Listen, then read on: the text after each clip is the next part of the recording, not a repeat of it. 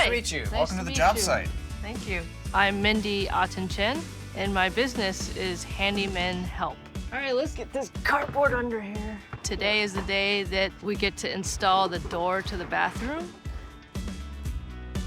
First thing we need to do is check the floor if it's level, and that's gonna help us determine how to cut the jambs on the door. That means we have a difference of 3/16. Typically, you want about 1/2 inch below the door, so we know we can cut off about 1/4 inch without it being a problem, and that's great. Do you want to try the jigsaw? Sure, I'll give it a shot. Keep the saw blade on this side of the line, since this is the side that gets cut off. Okay. All right, very nice. Yeah, that was a lot nicer than our jigsaw. My company is based in Brooklyn, New York. I mostly do small projects, and that's everything to do with carpentry. Usually that means built-ins, that means doing accent walls or trim, and up to the size of like doing a kitchen renovation. We're gonna use these plastic shims today. They're gonna be more durable and last longer, especially in a moisture area such as the bathroom. Basically, we want them above the hinge. We want to make sure that we keep the level straight on the same line, because if we tilt it at all, it's not going to give us an accurate reading. It seems like you almost needed 3 arms in that situation. That's impressive. Kind of until it's tight. So I'll hold. You just have to press the tip and then squeeze. Okay. Beautiful. Yeah, everything's looking great. Once the door's in, we can shim it the rest of the way.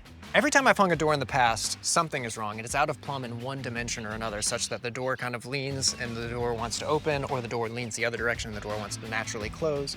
And so I'm hoping today I can get that right, figure out how you hang a door so that the door doesn't move on its own and that the door shuts smoothly with even gaps all the way around and it's flush with the wall. I really am looking forward to a good door hang. All right, now that the door is closed, we can kind of see where the gaps are and where we need to keep working on it. So right here, it's a little fat, so we're gonna go ahead and take a shim, push it in, and even so that pushed out. the jamb closer to the door. Okay. So we want this gap to be even all the way down. And then it gets a little skinny. That's where I wanted to kind of suck it in a little bit more before we shimmed it.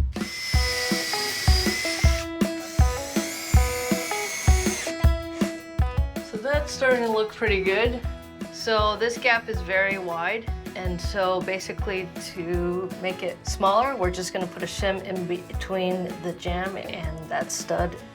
It's always fun when I can like work on something that's really well designed and like has a really beautiful impact at the end.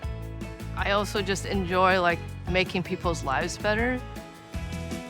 So the goal here was to make sure the gap is even all the way around and that the door doesn't open or close by itself. Have a successful door install. So the gap between the door and the jamb is even, and then the gap between the jamb and the drywall gets covered with trim. Yes. Okay. So the last part of hanging the door is to just cut off the shims. The most important part of cutting off the shim is making sure that when you cut towards the studs so that you don't have anything sticking out past, because once that's done, we put on the casing. The door is fully operational. Now it's ready for trim, which is gonna be one of Zach's projects in the future.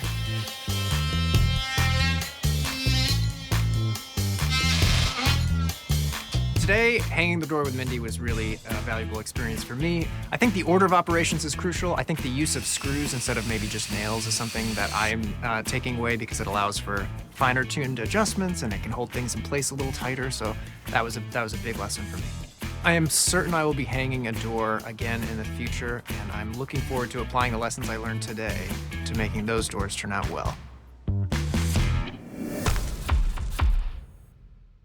Thanks for watching. This Old House has got a video for just about every home improvement project, so be sure to check out the others. And if you like what you see, click on the subscribe button to make sure that you get our newest videos right in your feed.